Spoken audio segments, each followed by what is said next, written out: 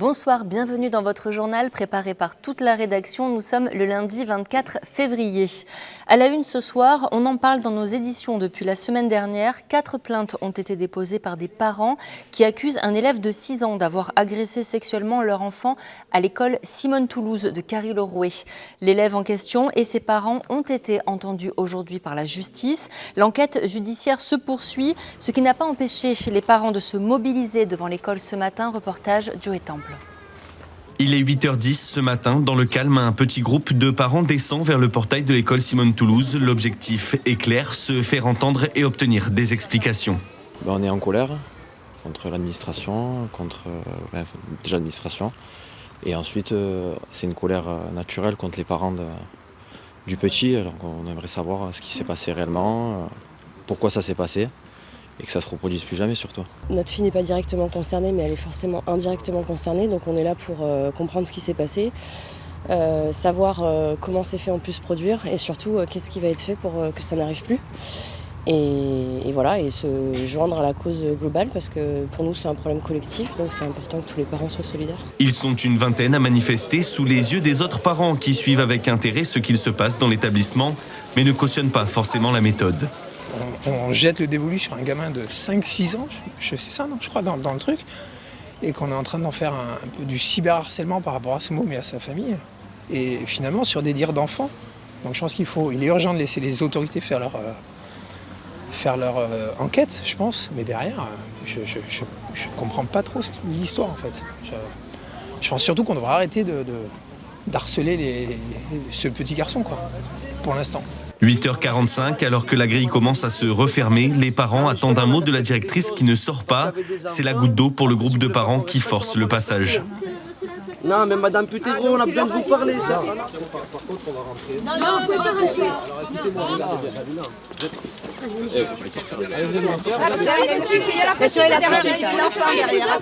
Justement, il y a des enfants. Face au mutisme de la direction, les parents décident d'appeler le maire qui va accepter de les recevoir. Pendant plus d'une demi-heure, 4 parents vont échanger avec lui. Il s'est dit qu'ils allaient nous soutenir et élaborer un plan pour peut-être des mesures. Il y avait beaucoup d'hypothèses, mais bon, le maire nous a garanti qu'il allait avoir en tout cas du changement et peut-être du personnel supplémentaire, mais en tout cas qu'il allait agir. Voilà. Vous vous sentez satisfait et rassuré de cet entretien ? Est-ce qu'on sort, on est mitigé, on est rassuré par les mots du maire, maintenant il faut de l'action. Pour le moment, une seule action concrète a été prise. Les toilettes sous le préau, identifiées comme lieu où se déroulent les actes d'agression sexuelle présumés, ont été interdites d'accès grâce à une grande planche de bois. Les parents qui refusent de remettre leur enfant à l'école seront reçus à 15h30 demain par l'inspecteur de l'Éducation nationale. Selon une source proche du dossier, les parents de l'enfant présumé agresseur dénoncent des accusations calomnieuses et comptent engager des poursuites. Marseille, 3 engins explosifs de fabrication artisanale ont été jetés au consulat de Russie ce matin. L'incident n'a pas fait de blessés. Le ministère russe des Affaires étrangères a aussitôt dénoncé une attaque terroriste alors que le conflit en Ukraine entre dans sa 3e année. La préfecture de police des Bouches-du-Rhône a confirmé aujourd'hui que 3 bouteilles de soda de 50 centilitres ont été envoyées dans les jardins du consulat, engendrant des détonations. Les analyses des résidus des produits sont en cours.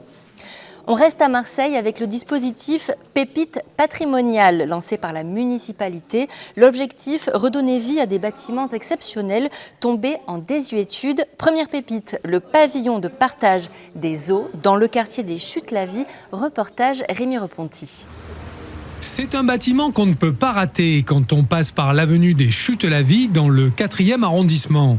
Construit au tout début du XXe siècle, le pavillon de partage des eaux avait pour fonction d'acheminer l'eau arrivant du canal de Marseille vers la gare Saint-Charles et ses locomotives à vapeur, et aussi vers les 12 000 immeubles des nouveaux quartiers construits plus au nord. Maïté Ellinger de la mission patrimoine de la ville de Marseille est notre guide. Sa particularité, c'est que vous voyez ici, c'est qu'il fonctionne avec un siphon.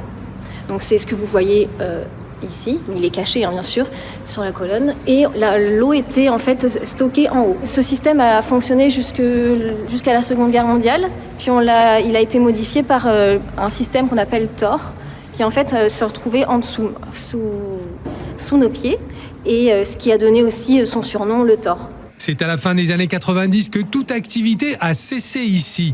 Aujourd'hui, la ville de Marseille lance un appel à manifestation d'intérêt pour y recréer un projet autour de l'eau, une thématique essentielle pour le maire de Marseille, Benoît Payan. On voit qu'à l'époque, les choses étaient faites de manière extrêmement belle, avec une très belle architecture, avec à la fois un aspect technique, un aspect esthétique très très beau. Et puis c'est aussi pour nous une vraie fierté de rendre aux Marseillaises et aux Marseillais leur patrimoine, ça leur appartient, c'est à eux. Eh bien demain, ils pourront en profiter, venir en famille, venir entre amis, venir le redécouvrir, y passer du temps, y apprendre des choses aussi, parce que la question de l'eau à Marseille est une question qui est très très importante, qui reste d'actualité et qui pour nous est aussi essentielle. Le pavillon de partage des eaux fait partie des 6 premières pépites patrimoniales que la ville de Marseille devrait revaloriser cette année. Les travaux à Martigues, ça continue. Un point sur la circulation sur le pont Levant. Elle est encore perturbée. La rénovation du pont est toujours en route. Conséquence, la circulation des véhicules est à l'arrêt jusqu'à samedi midi. Pour les piétons, ils ne pourront pas emprunter le pont jeudi uniquement. La circulation maritime restera, elle, encore impossible toute la semaine pour les navires nécessitant l'ouverture du pont. Allez, on ouvre une page sport avec l'OM samedi soir à Auxerre. L'OM a touché le fond, sportivement d'abord avec une défaite 3-0 sur laquelle il n'y a pas grand-chose à dire. Une rencontre qui a suscité pas mal d'émotions autour de l'arbitrage. On écoute Adrien Rabiot en zone mixte juste après le match. Non, on n'a pas été au niveau du tout, moi le premier. On aurait pu et dû mieux faire. On a eu les occasions pour déjà prendre l'avantage, on ne l'a pas fait. Ensuite, pour revenir au score, on ne l'a pas fait non plus. Et puis après, la partie avec un arbitrage aussi assez scandaleux sur des décisions qui fait que ce n'était pas du tout notre jour. Voilà, c'est comme ça. Mais malgré ça, on aurait pu jouer, revenir au score, même l'emporter, je pense. On l'a pas fait. Il y a eu un manque d'engagement. Techniquement, ça n'a pas été notre jour non plus. Donc voilà, il va falloir se remettre au boulot. Quand tu parles de l'arbitrage, comment vous l'avez vécu sur le terrain? Est-ce que vous avez essayé de discuter un petit peu avec M. Stinat? On a essayé, mais c'est compliqué de discuter avec les arbitres. On avait averti pourtant avant le match qu'il y avait déjà eu auparavant certaines décisions litigieuses. Et on sait l'histoire qu'il y a derrière. Et puis on rebelote, j'ai pas envie d'accabler l'arbitre parce que ça sert à rien, le match il est terminé, mais il faut quand même analyser, comme on analyse nous notre performance, notre défaite, il faut aussi analyser le travail de l'arbitre selon moi, et il a fait des erreurs, donc c'est pas la première fois, ce sera certainement pas la dernière fois, mais c'est vrai que sur un match comme ça joue, même si on doit faire beaucoup mieux, mais malheureusement ça nous pénalise à un certain point, et voilà, comme vous l'avez dit, on n'a pas été bon, mais je pense qu'ils n'ont pas été bons non plus.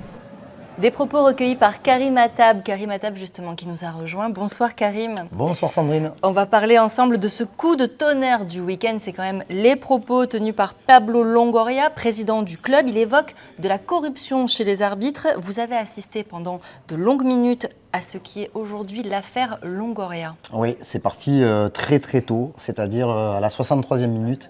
Pendant le match, lors du deuxième carton jaune de Derek Cornelius, sorti par Jérémy Stinat, l'arbitre du match qui est au cœur du problème de l'Olympique de Marseille par rapport au match de samedi et ce qui en découle. Il y a une colère noire, profonde, je ne l'ai jamais vu comme ça, dans la tribune présidentielle du stade de l'Abbé Deschamps.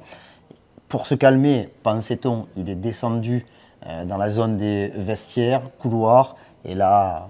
À la fin du match, pendant plus d'une heure, il a été très très énervé. Il y avait la direction qui n'était pas très loin.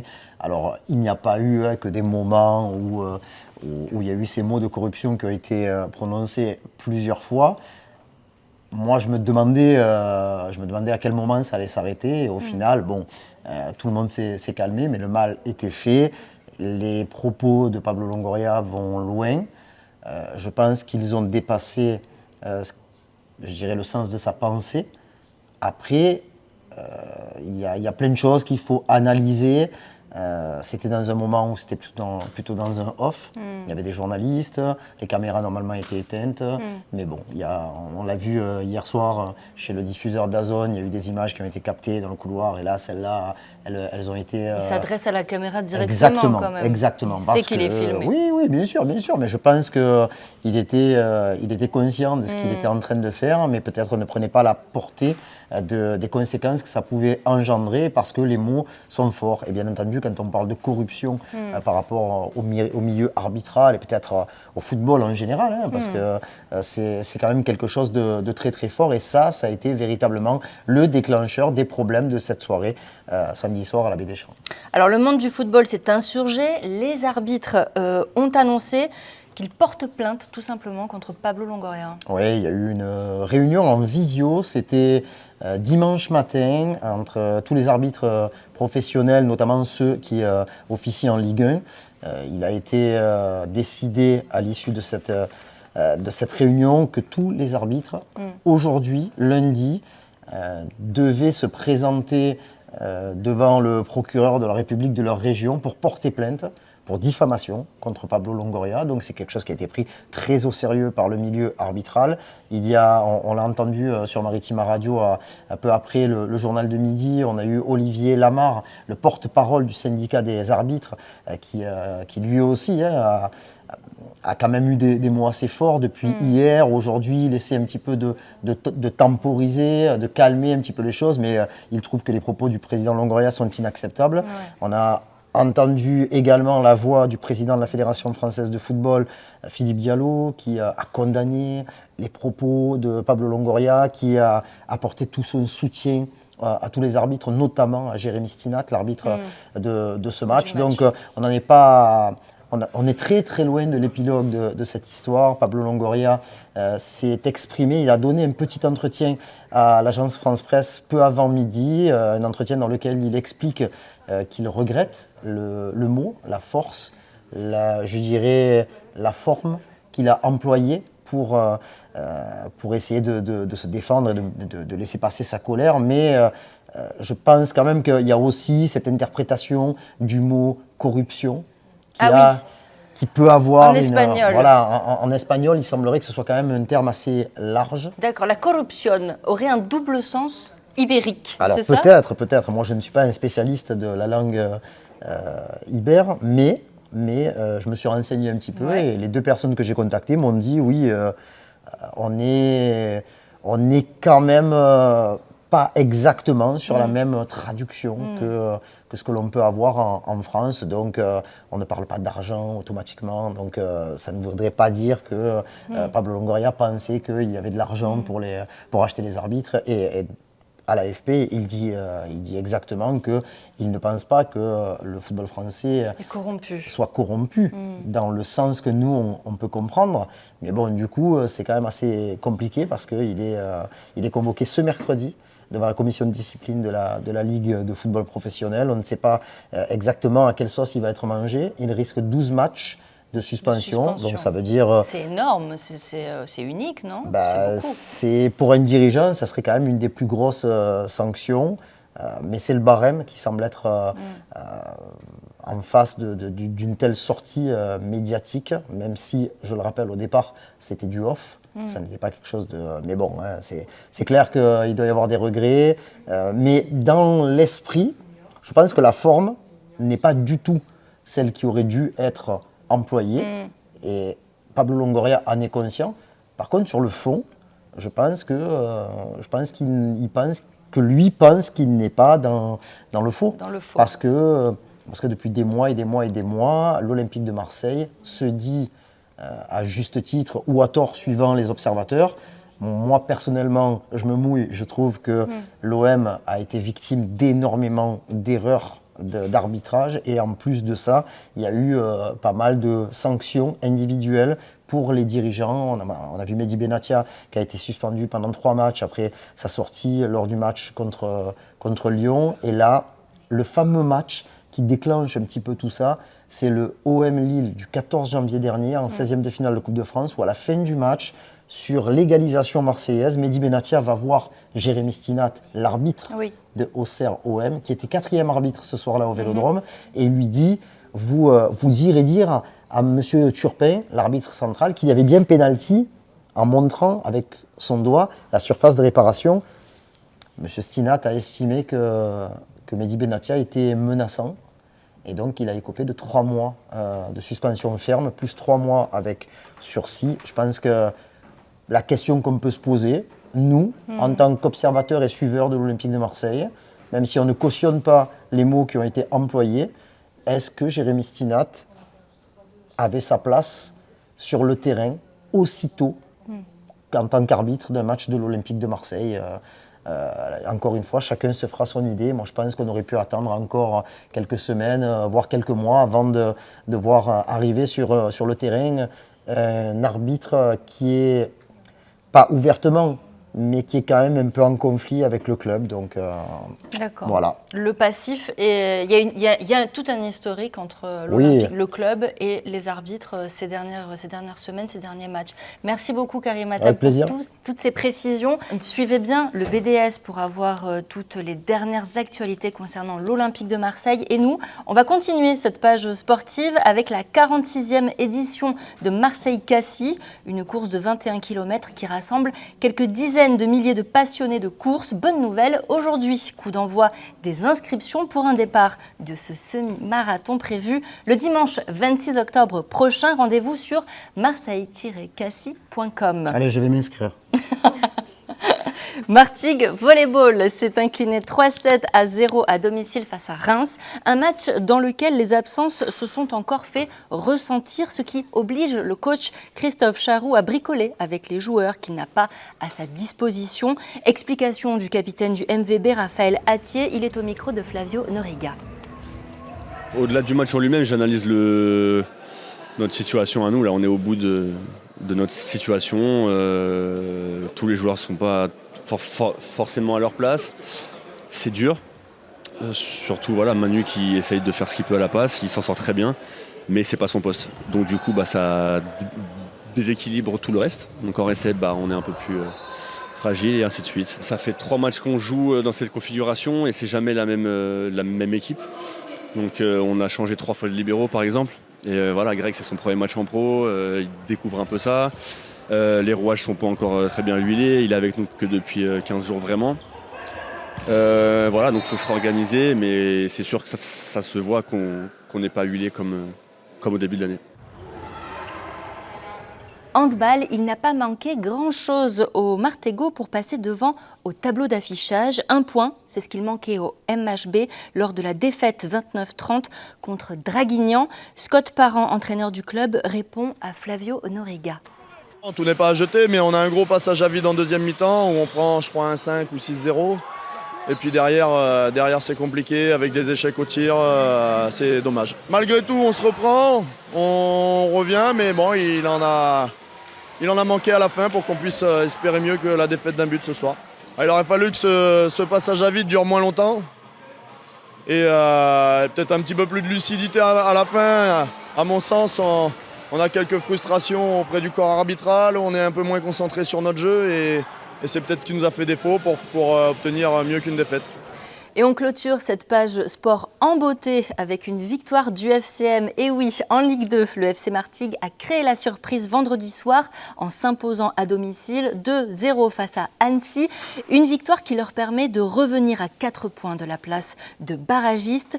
Un match qui permet aux joueurs de se remettre la tête à l'endroit après la défaite de la semaine dernière face au Red Star. On a vu des garçons qui ont été d'abord généreux, qui ont été très disciplinés. Et je pense qu'on a joué en équipe aujourd'hui. Je pense qu'on a vu une vraie équipe avec un vrai état d'esprit, ce qu'il n'y avait pas eu contre le Red Star. Donc on peut voir aussi que quand tu mets ces ingrédients-là, tu peux rivaliser avec le 5e du championnat. Aujourd'hui, elle a mis un état d'esprit qui correspond à la hauteur de l'adversaire. Donc tu fais ta partie, jeu égal, tu peux mener 2-0 comme tu peux en prendre 1 ou 2, mais bon, si tu fais match nul, il n'y a rien à dire. Aujourd'hui, tu gagnes très bien, mais tu es à la hauteur dans les débats. Au Red Star, tu mets rien. Parce que tu crois simplement que, comme ils ne sont pas loin, tu vas facilement t'en sortir facilement. Et c'est la plus grosse erreur. Et aujourd'hui, si ça ne nous sert pas de leçon pour comprendre que qui que ce soit que tu joues, tu dois avoir les mêmes éléments qui te permettent de produire une bonne partie qu'on a mis aujourd'hui en place. Avant de se quitter, on va faire un tour du côté du Japon. Ce week-end, au parc Chano, la Japan Expo Marseille a réuni les fans de la culture nippone. Le salon fêtait cette année ses 15 ans déjà. Reportage sur place, Cédric Lombard. La Japan Expo, c'est avant tout un voyage dans l'univers de l'imaginaire pour laisser libre cours à sa fantaisie et surtout pour s'échapper. Franchement, ça fait du bien parce que ça sort un peu de l'environnement de l'école, parce que des fois il est un peu oppressant. Et là, on se dit qu'il y a des gens qui sont comme nous. Et en vrai, on se sent super mieux. Pour les plus jeunes, il y a aussi l'excitation de rencontrer les nouvelles idoles, non plus du petit, mais du très petit écran. On va voir Sora. Qu'est-ce que c'est? Alors moi, je n'y connais rien. Sora, c'est le youtubeur là-bas. Le meilleur youtubeur du monde. Le meilleur youtubeur du monde. Pourquoi? Déjà, ses vidéos gaming, ça berce mon enfance. Son couple avec Adeline, c'est incroyable, pépite. Vous voyez là? Bah oui, là-bas. Il est derrière. Ça vous fait quoi de vous retrouver à quelques mètres de lui? J'ai un peu toutes les émotions. Les parents ne sont pas en reste avec, pour cette édition, une invitée qui sent bon la Madeleine de Proust. Vous allez rencontrer qui là? Brigitte Lecordier. Mais qui est-ce pour le profane? Je suis un grand fan de Dragon Ball. Donc comme elle fait le doublage en français de la voix de Sangoku, étant petit, du coup moi j'ai grandi avec elle. Vous allez faire dédicacer votre livre? Ouais, c'est important. Ouais. Ah bon, pourquoi c'est important? Parce que c'est une valeur symbolique, c'est toute notre enfance, c'est le meilleur manga de tous les temps. Franchement, merci du fond du cœur d'avoir émerveillé notre enfance. Merci à vous aussi d'être si fidèle, quoi. Dragon Ball, c'est la vie. Ouais, c'est touchant, ça donne une bonne raison de faire ce métier. Quand on est artiste, en fait, on aime partager et puis on aime partager les émotions et on pense que c'est ça qu'on a apporté. Et quand on a ce résultat qui vient à nous, c'est génial. La doubleuse Brigitte Lecordier qui en a profité pour lancer une alerte contre les dangers de l'IA générative pour sa profession. C'est la fin de ce journal, merci de l'avoir suivi. Tout de suite, la météo, excellente soirée et à demain.